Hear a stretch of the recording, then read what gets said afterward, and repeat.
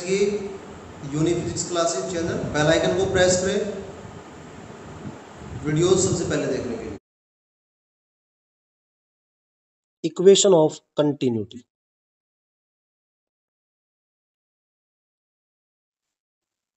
Equation of continuity क्या है?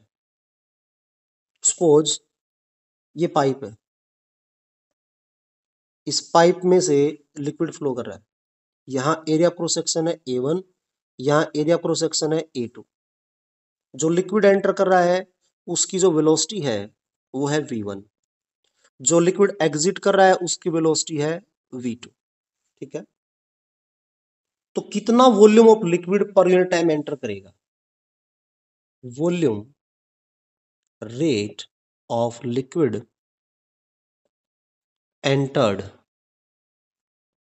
पर यूनिट टाइम, ये आ जाएगा A1V1। देखो एरिया इंटू वेलोसिटी फार्मूला बनेगा वॉल्यूम रेट का, क्योंकि एरिया A1 हो गया हमारे पास, मीटर स्क्वायर हो गया, और वेलोसिटी के लिए क्या होगा? मीटर पर सेकंड। तो मीटर क्यूब पर सेकंड बन जाएगा इसकी अगर यूनिट निकालोगे तो आप। और मीटर क्यूब पर सेकंड का मीनिंग क्या होता है? Volume per unit time. ठीक है, तो कितना volume per unit time enter करेगा? होगा A1V1।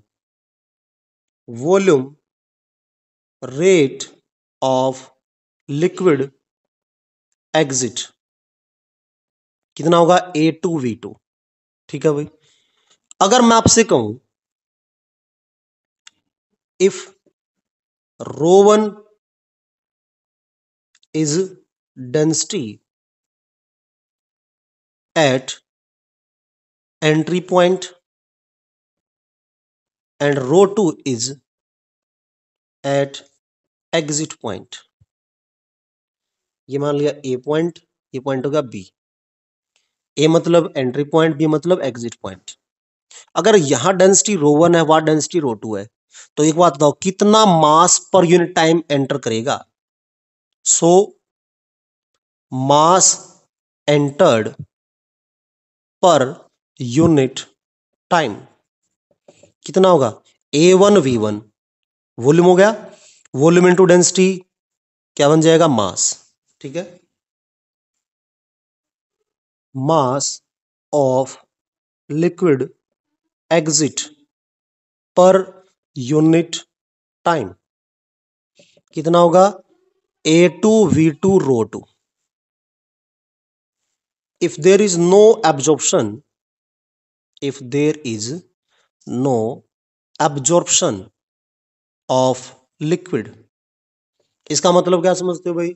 जितना लिक्विड एंटर हुआ अगर उतना ही लिक्विड एग्जिट हो रहा हो, जितना लिक्विड एंटर हुआ अगर उतना ही एग्जिट हो रहा हो, तो इसका मीनिंग क्या होगा भाई? दोनों का हम बराबर रख सकते हैं। दिस इंप्लाइज A1V1 ρ1 ये था मास पर टाइम एंटर्ड, और A2V2 ρ2 ये हमारे पास था मास पर time exit.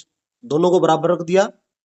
Late ρ1 equal to ρ2, अगर थ्रू आउट डेंसिटी में भी कोई चेंज नहीं आता है, सपोज ρ1 डेंसिटी का या रो डेंसिटी का लिक्विड एग्जिट करता है और रो डेंसिटी का ही लिक्विड आउट होता है, तो इसका मतलब हम क्या लिख सकते हैं? A1V1 रो इक्वल A2V2 रो, रो से रो कैंसिल और आपका रिजल्ट आ जाएगा A1V1 equal to A2V2। This is equation of continuity. Actually इसका मीनिंग क्या है? इसका मीनिंग है कि कितना volume per unit time enter करेगा। सपोज यहां एरिया ज्यादा था, ठीक है, तो लिक्विड हमने V1 वेलोसिटी से एंटर कराया, यहां एरिया क्रॉस सेक्शन आपने कम कर दिया, तो लिक्विड जो एग्जिट होगा वो V2 वेलोसिटी से है। तो वॉल्यूम लिक्विड का कितना एंटर करेगा वो उतना ही होगा जितना कि एग्जिट होगा। ठीक है, तो volume per unit time entered किसके इक्वल होगा? Volume per unit time exit के equal. This is equation of continuity. इसका यूज है next topic means Bernoulli theorem में। बर्नौली थ्योरम,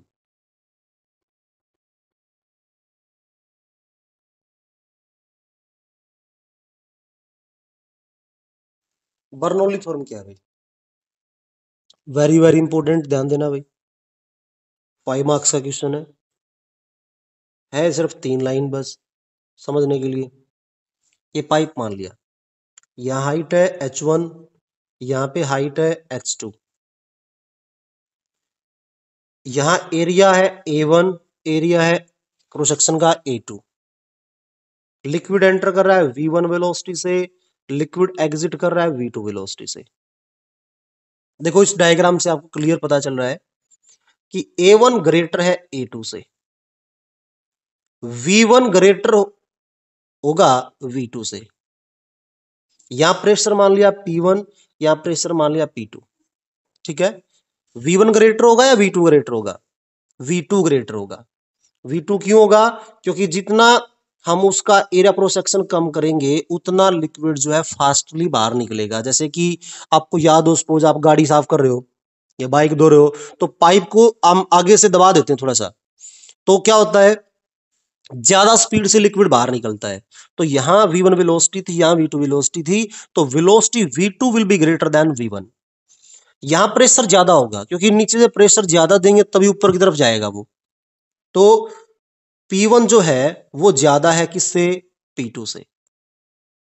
सेकेंडली यहां हाइट जो है कम है H1, H2 ज्यादा है, तो H2 ग्रेटर है H1 से। ये की पॉइंट है इस टॉपिक को समझने के लिए। बर्नौली थ्योरम की स्टेटमेंट क्या है वो देखते हैं। अकॉर्डिंग टू बर्नौली थ्योरम,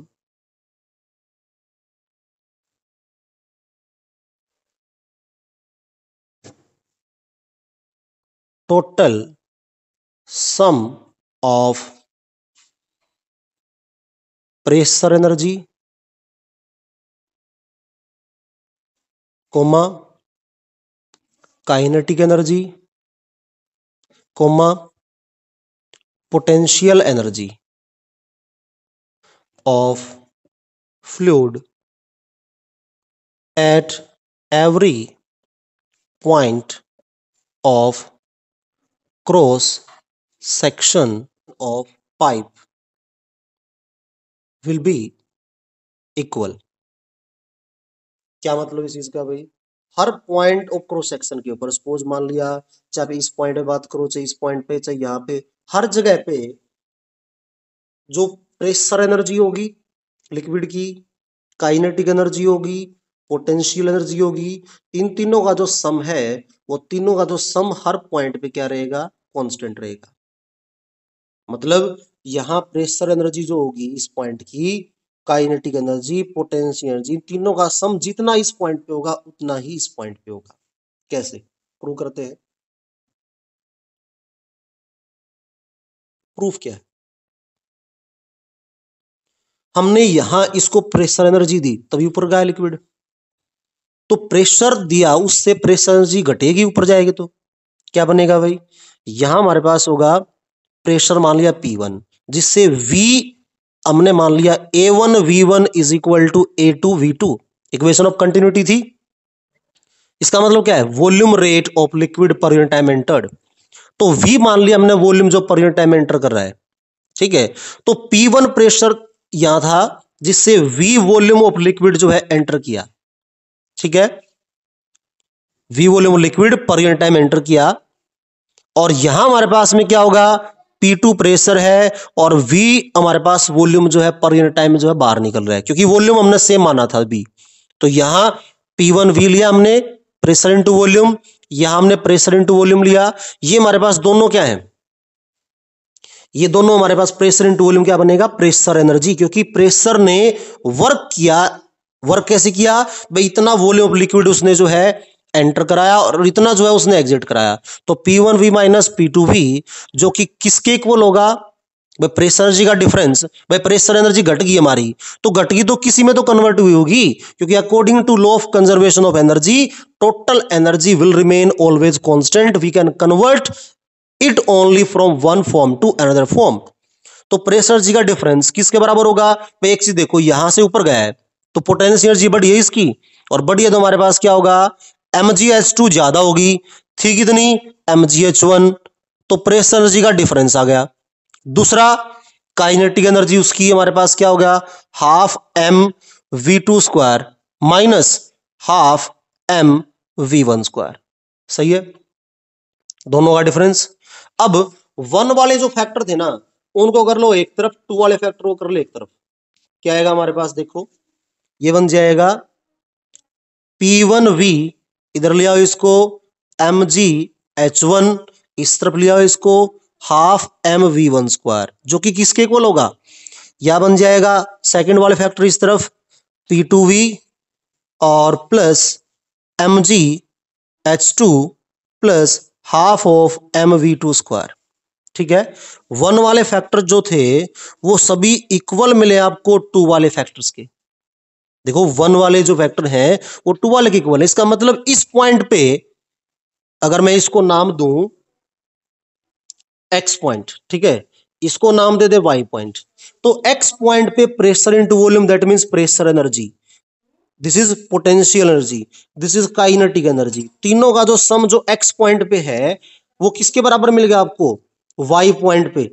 तो इसका मतलब pressure energy, potential energy, kinetic energy throughout the flow of liquid will remain constant. और वन और टू अगर बराबर हैं तो हम क्या लिख सकते हैं, PV plus mgh plus half mv² equal to constant. ठीक है, ये हमारे पास थी भाई बर्नौली थ्योरम। अभी एक्सटेंड करेंगे इसको, और PV plus half mv² plus mgh equal to constant बता दिया मैंने, मतलब तीनों का जो सम है वो क्या है, कांस्टेंट। तो अगर ये वैल्यू कांस्टेंट है तो पर यूनिट वॉल्यूम भी कांस्टेंट होगी, पर यूनिट मास भी वैल्यू कांस्टेंट होगी। तो total energy per unit volume क्या आएगा, PV upon V plus half mv² upon में V plus mgh upon V equal to constant. और ये क्या मिलेगा आपको, वॉल्यूम से वॉल्यूम कैंसिल, पी आ जाएगा, मास बाय वॉल्यूम डेंसिटी हो जाएगा 1/2 rho V square, mass by volume density हो जाएगा rho g h equal to constant. ये हो गया पर यूनिट वॉल्यूम के लिए। सिमिलरली पर यूनिट मास के लिए भी हो सकता, total energy per unit mass PV upon में M plus half mv² upon में एम प्लस mgh अपॉन में M equal to constant. Volume में मास बन जाएगा 1/रो, क्योंकि मास पे वॉल्यूम डेंसिटी होता है तो वॉल्यूम में मास होगा 1/डेंसिटी। तो p/रो प्लस मास से mass cancel 1/2 v² plus mass से mass cancel gh is equal to constant. ये बात आगे हम क्यों कर रहे हैं, ये यूज होंगे अभी इसकी एप्लीकेशंस के अंदर। ठीक है, नेक्स्ट है भाई एप्लीकेशंस।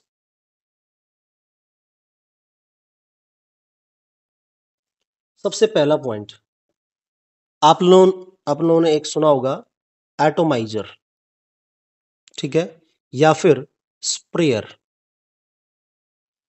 इसमें बर्नौली थ्योरम का यूज होता है। कैसे, सपोज आप हैंड वॉश करते हो ना मॉर्निंग में या दिन में किसी भी टाइम पे, तो आपने देखा होगा इसमें एक पाइप होता है और यहाँ हमारे पास में इसको प्रेस करते हैं हम, तो इसमें से लिक्विड बाहर निकलता है।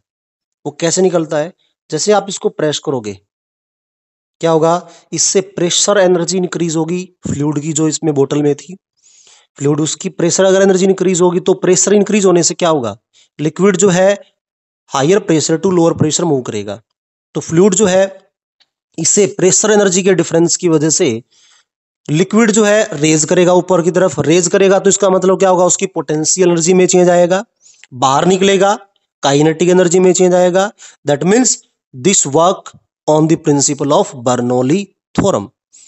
जो बच्चे खेत वगैरह में आपने देखा हो भाई, हम स्प्रे करते हैं खेत में, ठीक है ना, वो हैंड जो होता है यहां से नीचे हैंड करते हैं ना, जैसे मान लिया सपोज पीछे पीठ पे बांध लिया हमने और ये हमारे पास हैंडल होता है, ठीक है, हैंडल को बार बार प्रेस करते हैं और ये हमारे पास में यहाँ से इसके पाइप कनेक्टेड है जिससे हम स्प्रे करते हैं। ये भी इसी सेम प्रिंसिपल काम करता है। आपने नाई की दुकान में देखा होगा, एक प्रेशर इंक्रीज करने के लिए एक बड़ी सी बोतल यूज करता है ना वो, और यहाँ ये स्प्रे होगा यहाँ से और ये पाइप है, इसको बार बार प्रेस करेगा जिससे प्रेशर इंक्रीज होगा, और प्रेशर इंक्रीज होगा तो फिर वो जो है स्प्रे करता है लिक्विड को, ठीक है, बालों में, जिससे क्या होगा, बाल गीले करके फिर वो कटिंग करता है। तो ये जो एटोमाइजर है स्प्रेयर है ये बर्नौली थ्योरम पे काम करता है। जो एरोप्लेन है ना, एरोप्लेन की जो विंग्स हैं वो किस से पे बनती हैं? अपर पोर्शन जो है ज्यादा कर्व होता है, लेस कर्व होता है than that of lower. In aeroplanes lower portion of wings is made more curved than that of upper part। ठीक है, क्यों? ताकि प्रेशर डिफरेंस क्रिएट हो, और प्रेशर डिफरेंस क्रिएट होगा तो उससे क्या होगा, जो ये प्रेशर का जो डिफरेंस है वही तो इसको लिफ्ट अप करने काम आएगा। बात समझ में आई? एरोप्लेन चल तो पड़ेगा रोड के ऊपर, लेकिन उठेगा क्यों, ऊपर की तरफ क्यों मूव करेगा? क्योंकि वो जो प्रेशर डिफरेंस बनाएगा, इसका जो स्पेशल डिजाइन है विंग्स का, वो प्रेशर डिफरेंस बनाएगा, जिसकी वजह से प्रेशर जब भी डिफरेंस होगा तो उस प्रेशर डिफरेंस से जो वर्क होगा वो वर्क जो है किस में कन्वर्ट होगा, काइनेटिक एनर्जी और पोटेंशियल में। पोटेंशियल की वजह से रेज अप हो जाएगा एरोप्लेन, और काइनेटिक एनर्जी जिसमें कन्वर्ट होगा उसकी वजह से फॉरवर्ड डायरेक्शन मूव करेगा। थर्ड थर्ड पॉइंट हमारे पास है भाई, roofs of huts phloem away in storm. जब तूफान आता है तो जो झोपड़ी है उनकी छत जो है उड़ जाती है। ठीक है,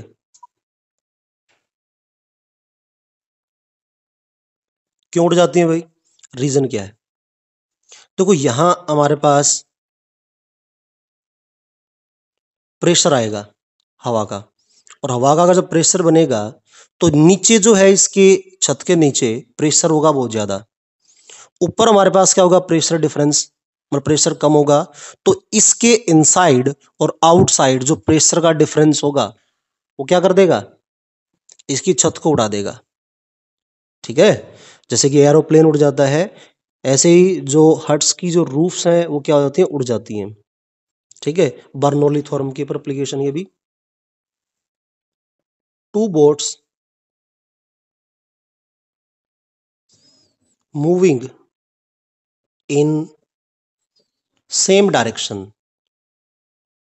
with less gap between them में स्ट्राइक। ठीक है, सपोज मान लिया दो बोट है भाई, और वो ट्रेवल कर रही हैं। ठीक है, और अगर वो ट्रेवल कर रही हैं सेम डायरेक्शन में, तो बीच में क्या होगा, जो लिक्विड था ना उसके क्या होगा, बीच में प्रेशर डिफरेंस क्रिएट हो जाएगा। कैसे? यहां बीच में प्रेशर ज्यादा होगा देन दैट ऑफ सराउंडिंग्स। यहां प्रेशर अगर ज्यादा होगा इसमें with respect of this one, तो इससे क्या होगा, प्रेशर डिफरेंस से क्या होगा, उनकी पोटेंशियल एनर्जी में चेंज आएगा, देन उनकी काइनेटिक एनर्जी में चेंज आएगा, जिससे क्या होगा, वो और ज्यादा क्लोज आ जाएंगी। क्लोज आएंगे तो इवन वो स्ट्राइक भी कर सकती हैं।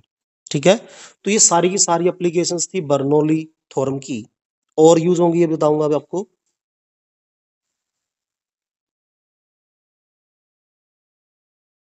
टोरिसिली theorem.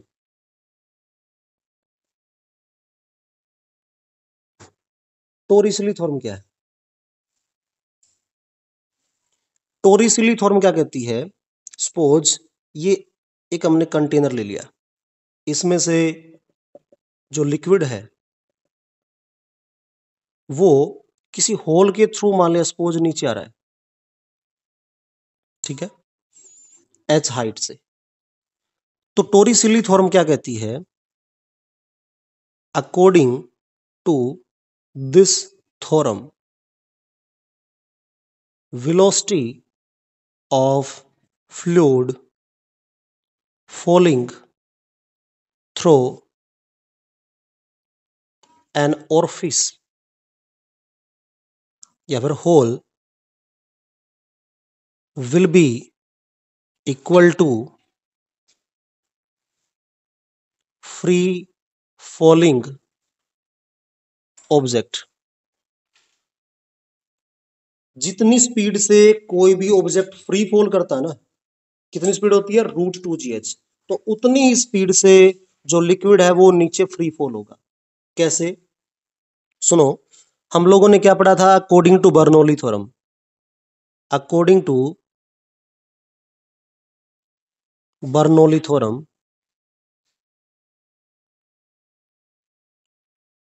P by rho plus GH plus half of V square equal to constant, तो था ना टोटल सम होगा प्रेशर एनर्जी, काइनेटिक एनर्जी और पोटेंशियल एनर्जी, वो हर पॉइंट पे सेम बताया था। तो ये फर्स्ट पॉइंट एज्यूम कर लिया मैंने, ये लोअर सरफेस पे सेकंड पॉइंट एज्यूम कर लिया। तो यहां एक चीज सोच के देखो आप, हाइट मैक्सिमम है बट स्पीड क्या होगी, 0। इस पॉइंट पे क्या होगा, हाइट 0 है बट स्पीड क्या होगी, मैक्सिमम। तो इसको मैं क्या लिखूंगा, P बाई रो, यहां का प्रेशर P, ठीक है, P1 मान लेते हैं, और यहां प्रेशर इस पॉइंट मान लेते हैं P2। तो P1 by rho plus GH, height एक ही है, क्योंकि यहां वेलोसिटी जो होगी हाफ V स्क्वायर वो कैंसल आउट हो जाएगी, equal P2 by rho plus यहां हाइट कैंसिल हो जाएगी plus half of V square. ठीक हो गया। अब क्या करोगे भाई, late P1 equal to P2, दोनों का जगह का जो क्या है, प्रेशर बराबर है, और प्रेशर अगर बराबर है तो P1 और P2 हमारे पास बराबर है, तो क्या होगा हमारे पास, ये फैक्टर कैंसिल हो जाएंगे, और ये अगर कैंसिल हो जाएंगे तो हमारे पास बच जाएगा GH equal to half of V square. 2 इस तरफ ले आएंगे, वैल्यू आ जाएगी हमारे पास 2GH is equal to V square, और V हमारे पास आ जाएगा √2GH, जो कि फ्री फॉलिंग के दौरान किसी भी ऑब्जेक्ट की स्पीड होती है। This is Torricelli theorem.